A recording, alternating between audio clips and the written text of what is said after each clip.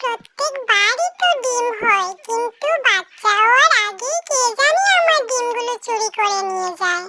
Tuna বাড়ি আসলে বারবার জবাব দিতে দিতে আমি কেমন হয়ে যাচ্ছি। এবারও তো ডিম হয়েছে, কিন্তু টুনা বাড়ি আসার আগে যদি ডিমটি চুরি হয়ে যায় তাহলে টুনা আসলে আমি কি জবাব দেব? যে করেই হোক চোরটাকে ধরতেই হবে। যাই, ওই ঝোপের আড়ালে গিয়ে বসে থাকি, তাহলেই চোরটা ধরতে পারবো। এবার এখানে বসে দেখবো কোন চোরটা আমার ডিম চুরি করে খেয়ে যায়। আহা, এই তো দেখলাম টুনিকে যাচ্ছে। এবার ওর ডিমটা আমি কপাত করে খেয়ে আসবো। ওহো, আমার এই ম্যাজিক দিয়ে টুনির ডিমটা খেয়ে আসবো। কি মজা, কি মজা! যাই যাই।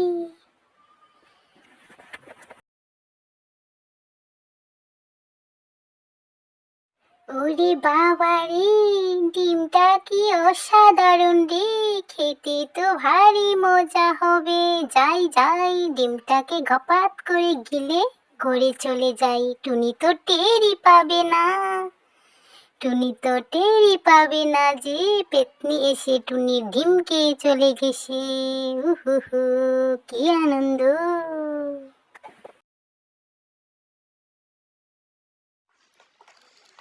আরে, তাহলে এই পেতনিটাই আমার ডিম চুরি করে করে খাচ্ছিল। আমি তো ধরতেই পারিনি, আজ দেখতে পেলাম। আজ যখন নিজের চোখে দেখে ফেলেছি, তাহলে ওই পেতনিটাকে আমি ছাড়বো না। একটা বুদ্ধি বের করতেই হবে। আমি কাল এই পেতনিটাকে মারবো।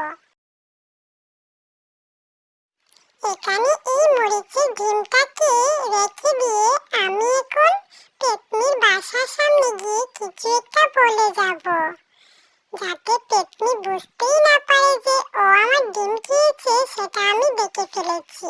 যাই, তাড়াতাড়ি করে যাই। প্রতিদিনই আমার ডিমগুলো চুরি হয়ে যায়, কালও কত সুন্দর আমার ডিমটা চুরি হয়ে গেল। আমি কত আশা করেছিলাম ওকে নিয়ে, আজও একটা ডিম পেয়েছি, কিন্তু একটা কাজে যে আমার অনেক দূরে যেতে হচ্ছে। জানি না এসে ডিমটাকে পাবো কিনা। ভগবান, ডিমটাকে দেখে রেখো, আমি গেলাম। উফ, এই টুনিটা তো দেখছি আজও আবার ডিম পেড়েছে, আবার কোথায় চলে যাচ্ছে কাজের জন্য। যাই যাই, এই সুযোগে গিয়ে ডিমটা গোপাত করে খেলে আসি। ও মা, আজ তো দেখছি লাল ডিম। এতদিন সাদা সাদা ডিম খেতাম, আজ লাল ডিম দিয়েছে। তাহলে তো সাদা ডিম থেকে লাল ডিমটা আরো ভারী সুস্বাদু হবে। দেরি না করে খেয়ে নেই গোপাত করে।